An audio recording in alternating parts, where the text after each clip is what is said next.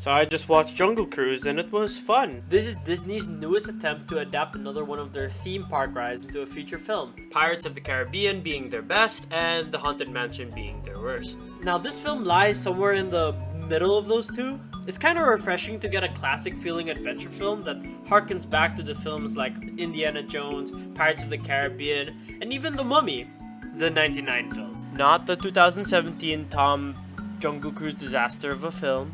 However, what sort of bothered me throughout the film was how much it borrows quite heavily from all those three movies, especially The Mummy in particular. An ancient curse caused by the greed and betrayal of a villain character who becomes a CGI monster.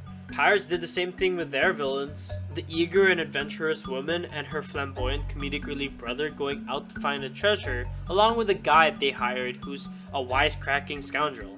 And we even got Nazis who want to find the treasure to win the war, a la Raiders of the Lost Ark. The scene with the ladders.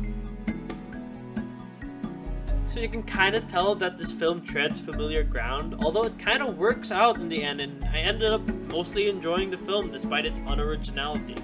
One of the biggest reasons why I enjoyed the film was because of how strong the two main leads were. Emily Blunt and The Rock are very charismatic and likable, and their chemistry is entertaining to watch. Emily Blunt's character is very likable despite being simplistic, while Dwayne's character had a really decent backstory as well as significance to the overall plot of the film and the villain characters. What didn't work as well was the brother character, who was just a flamboyant comedic relief character in the movie. He had his moments, but I'm just tired of seeing this type of character who basically provides no value in the quest and clearly doesn't really need to be there. Quick spoiler, so click here if you want to skip that. In the finale, all he did of significance was punch one of the villains in the face, which was not that significant when you take into account the Jaguar, who was right there and could have easily ended this Nazi's life. Although, I do somewhat admire how they handled the character's backstory. It being that it makes total sense and it fits right into the two characters being outcasts of society.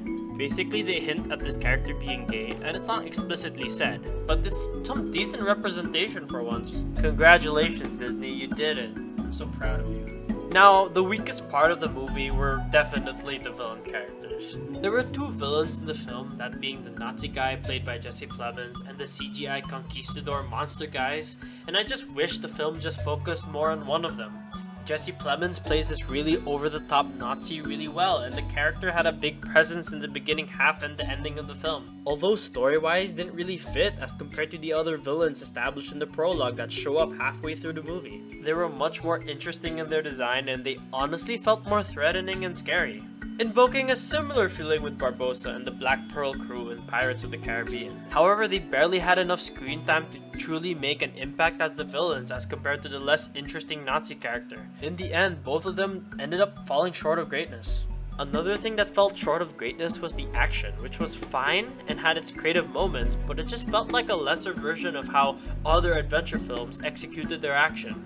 My favorite adventure films left a big impression on me and had sets and stunts that felt real and visceral, like the actors were really putting themselves in danger.